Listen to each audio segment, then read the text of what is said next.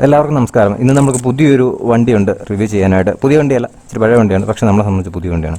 എന്തായാലും നമുക്ക് ആ വണ്ടി ഏതാണെന്ന് നോക്കാം. അഡ്വഞ്ചർ ടൂറർ ഗണത്തിൽപ്പെടുന്നൊരു വണ്ടിയാണ് ഇന്ന് നമ്മൾ റിവ്യൂ ചെയ്യാനായിട്ട് പോകുന്നത്. ഇതാണ് നമ്മുടെ ആ വണ്ടി. നമുക്ക് വണ്ടിയെ കുറച്ചുകൂടെ അടുത്ത് കാണാം. KTMൻ്റെ ADV 390 അഡ്വഞ്ചർ 390. അതാണ് ഇന്നത്തെ നമ്മുടെ വണ്ടി. നമുക്ക് വിശദമായിട്ട് കാണാം.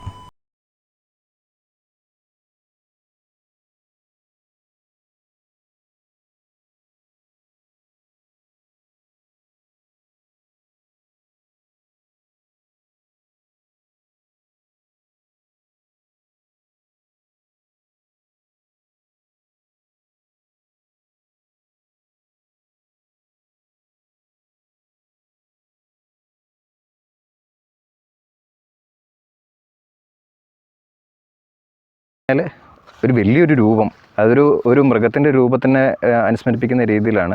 പിന്നെ ഇതിന് മുന്നേ ഒരു കാര്യം പറയട്ടെ, നമ്മൾ ADV 390 റിവ്യൂവിന് എടുക്കാനുള്ള ഒരു കാരണം എന്ന് പറഞ്ഞു കഴിഞ്ഞാൽ ADV 390 ഇതൊരു വർഷം പഴക്കമുള്ള വണ്ടിയാണ്. നമ്മളുടെ ലേറ്റസ്റ്റ് ADV 390 അവർ ലോഞ്ച് ചെയ്യാൻ പോകുന്നുണ്ട്. അപ്പോൾ ഇതിൻ്റെ എന്തൊക്കെയാണ് പ്രശ്നങ്ങൾ ഞാൻ പറയുന്നില്ല, ഇതിൻ്റെ എന്തൊക്കെയാണ് ഫീച്ചേഴ്സ്, അതിനേക്കാളും പുതിയ ഇറങ്ങുന്ന വണ്ടിയിൽ അതവർ മാറ്റിയിട്ടുണ്ടോ അല്ലെങ്കിൽ ചെറിയ ചെറിയ മോഡിഫിക്കേഷൻസ് വരുത്തിയിട്ടുണ്ടോ എന്ന് എടുക്കുന്ന ആൾക്കാർക്ക് പ്രയോജനകരമാവുമെന്ന് ഞാൻ വിശ്വസിക്കുന്നു.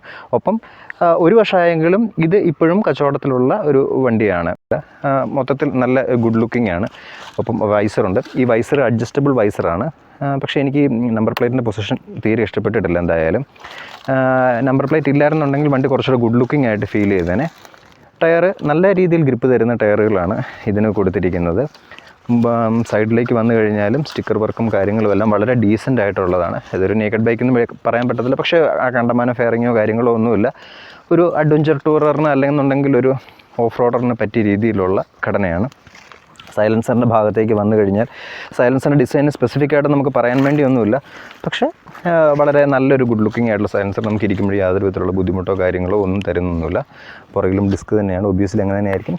പുറകിൽ നല്ല 130 സൈസിലുള്ള ടയറാണ്. സോ ഇത് നമുക്ക് കൂടുതൽ കോൺഫിഡൻസ് റോഡിൽ തരുന്നുണ്ട്. ഓഫ് റോഡിൽ നമുക്ക് തരുന്നുണ്ടോ എന്നുള്ള കാര്യം നമുക്ക് പരിശോധിക്കാം. പക്ഷേ റോഡിൽ ഉറപ്പായിട്ടും നമുക്ക് നല്ലൊരു കോൺഫിഡൻസ് ഇത്രയും വീതിയുള്ള ടയർ തരുന്നുണ്ട്. സാധാരണ നമ്മുടെ ഹിമാലയൻ അതുപോലുള്ള വണ്ടികളിലൊക്കെ കണ്ടുവരുന്ന സിയറ്റ് അല്ലെങ്കിൽ MRF അല്ലെങ്കിൽ അപ്പോളോ ഒക്കെയാണ് സാധാരണ കണ്ടുവരുന്നത്. പക്ഷേ ഇതിൽ ട്യൂറൻസ് ആണ്.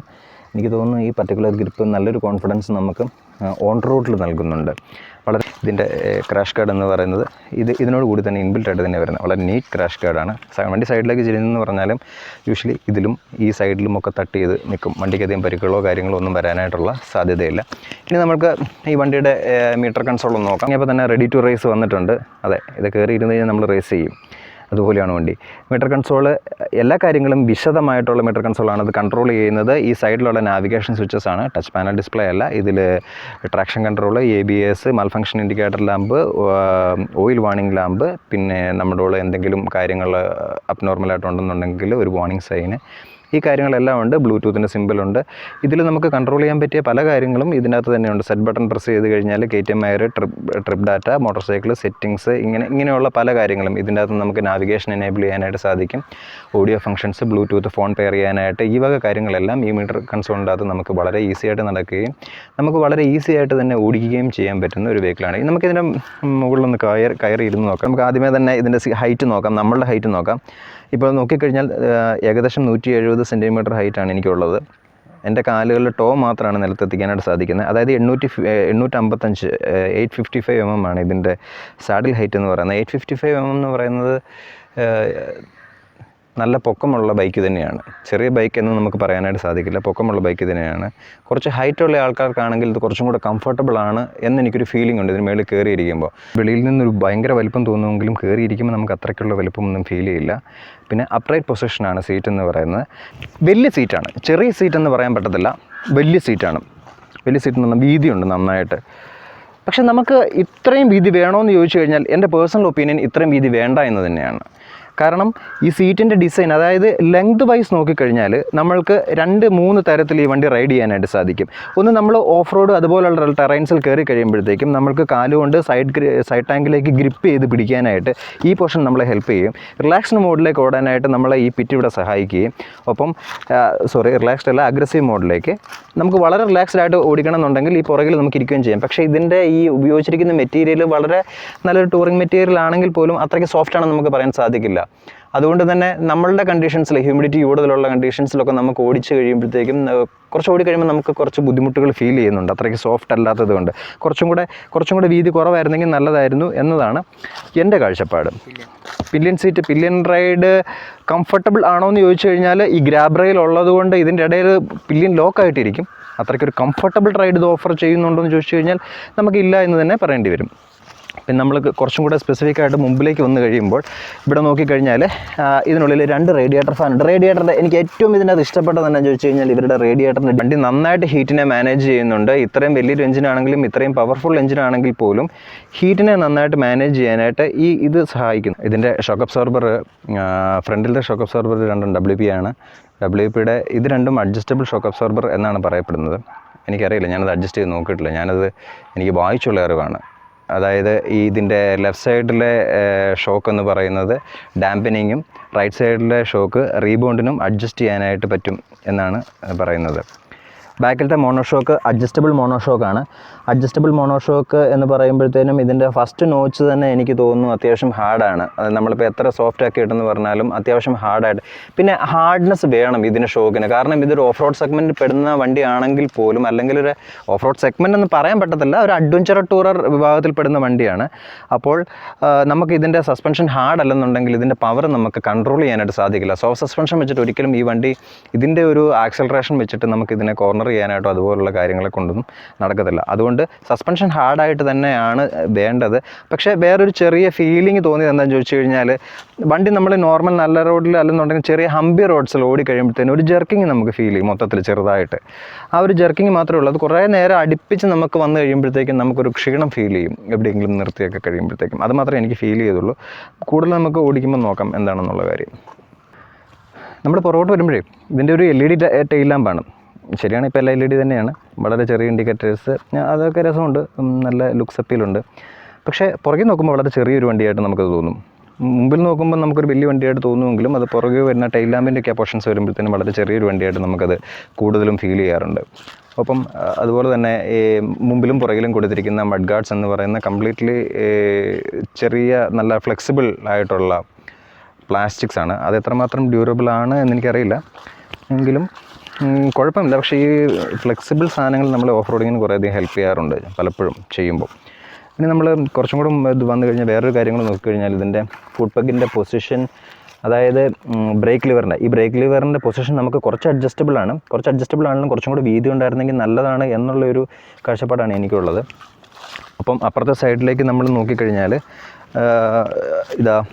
ഇവിടുത്തെ ഗിയർ ലിവറിൻ്റെ പൊസിഷനും നമ്മൾക്ക് ഗിയർ ലിവറിൻ്റെ ഇതിങ്ങനെ സാധാരണ പോലെ നമുക്ക് മടക്കുകയൊക്കെ ചെയ്യാം. അതായത് ചെറുതായിട്ടൊന്ന് ഗിയർ ലിവർ തട്ടിയെന്ന് പറഞ്ഞാൽ ഇതൊന്ന് ഫ്ലെക്സിബിളായിട്ട് ഉള്ളിലേക്ക് കൊടുക്കും.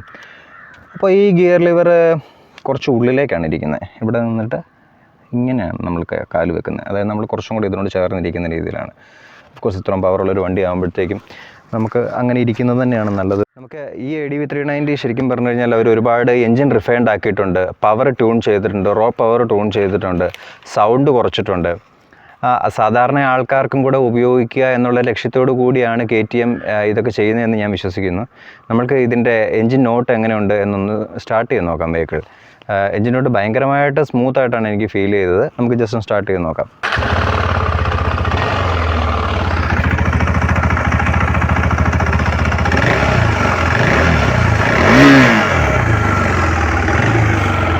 എൻജിൻ വളരെ സ്മൂത്താണ്.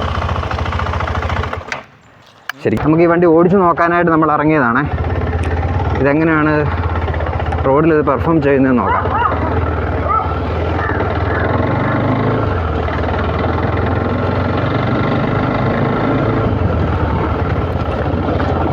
അപ്രൈറ്റ് സീറ്റിംഗ് പൊസിഷൻ ആണ് ഞാൻ ഓൾറെഡി പറഞ്ഞിട്ടുണ്ടായിരുന്നെങ്കിലും ഫ്രണ്ടിലേക്ക് ഒരു അല്പം ലീനാണ്, ഒരു ശകലം ലീനാണ്.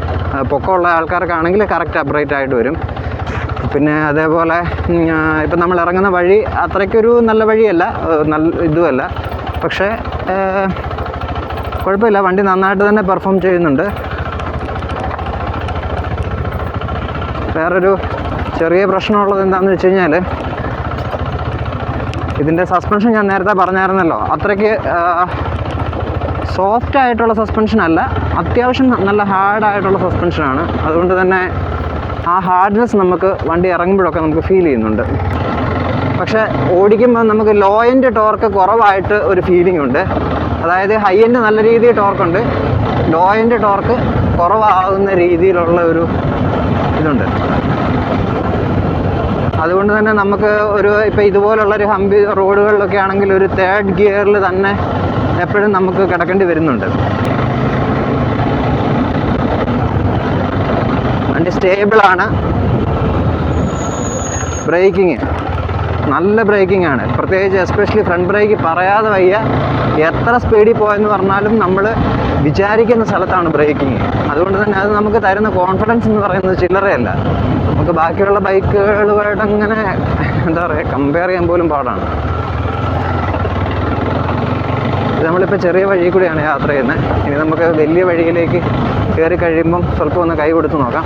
അടിക്കടി ഗിയർ ചേഞ്ചിൻ്റെ ആവശ്യം വരുന്നുണ്ട് കേട്ടോ. അങ്ങനെ ഒരു പ്രശ്നമുണ്ട്. പിന്നെ എന്നാന്ന് ചോദിച്ചു കഴിഞ്ഞാൽ നമുക്ക് ചെറിയ രീതിയിൽ ടോർക്ക് കൊടുത്തിട്ട് നമുക്ക് ഓടിക്കാനായിട്ട് പാട് വരുന്നുണ്ട്. സ്ലോ റണ്ണിങ്ങിൽ നമുക്കൊരു സ്വല്പം പ്രശ്നം ഫീൽ ചെയ്യുന്നുണ്ട്. ഇപ്പം ഞാൻ പറയുന്നത് എന്നാന്ന് ചോദിച്ചു കഴിഞ്ഞാൽ നമ്മളിപ്പം ഓഫ് റോഡൊക്കെ പോകുമ്പോൾ ഒരു കാരണവശാലും നമുക്ക് സ്പീഡ് എടുക്കാനായിട്ട് പറ്റത്തില്ല. ആ സമയത്തൊരു സ്വല്പം ബുദ്ധിമുട്ട് ഇത് ഫീൽ ചെയ്യും. കാരണം എപ്പോഴും വണ്ടി പക്ഷെ പരിചയമായി കഴിഞ്ഞാൽ വലിയ പ്രശ്നം വരത്തില്ല. ഓക്കെ, നമ്മൾ നല്ല റോഡിലേക്ക് എത്തി.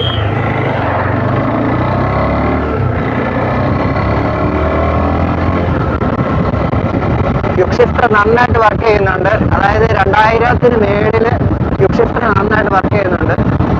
പിന്നെ കുറച്ച് സ്പീഡ് കയറി കഴിയുമ്പോൾ 80-ലൊക്കെ ചെല്ലുമ്പോഴത്തേക്കും ചെറിയൊരു വിറയൽ കാലയിൽ കയറി വരുന്നുണ്ട്. ഡൗൺ ഷിഫ്റ്ററും അതുപോലെ തന്നെ നന്നായിട്ട് വർക്ക് ചെയ്യുന്നുണ്ട്. ഒരു വിഷയമില്ലാതെ.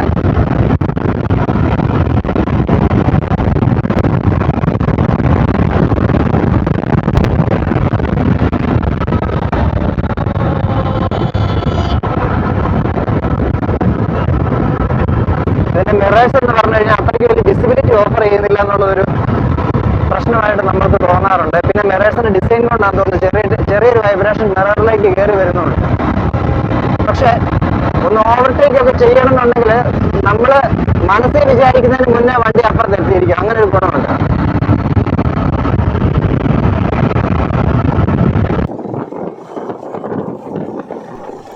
ഇതൊരു 390 cc എഞ്ചിൻ എന്ന് നമ്മൾ അതിൽ എഴുതിയിട്ടുണ്ടെങ്കിലും ആക്ച്വലി ഇത് 373 cc എഞ്ചിനാണ് ഉള്ളത്. സിംഗിൾ സിലിണ്ടർ എഞ്ചിനാണ്.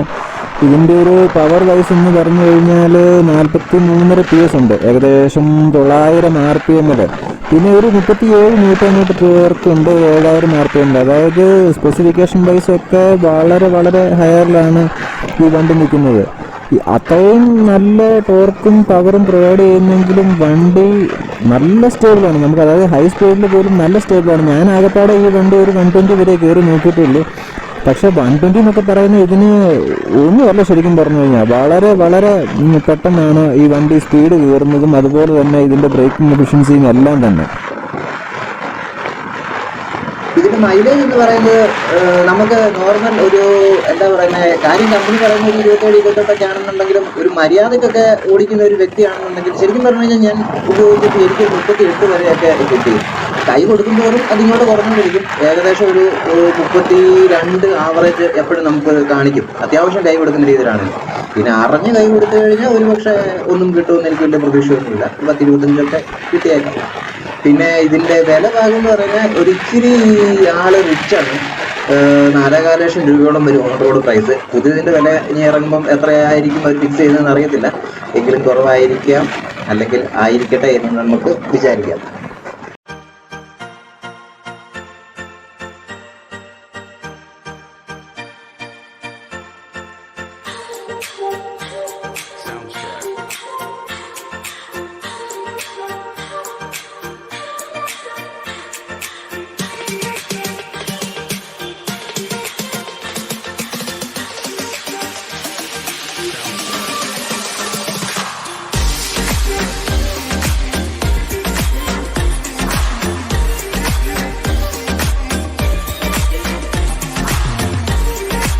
ADV 390 പറ്റിയുള്ള നമ്മുടെ ഈ വീഡിയോ ഇവിടെ തീരുകയാണ്.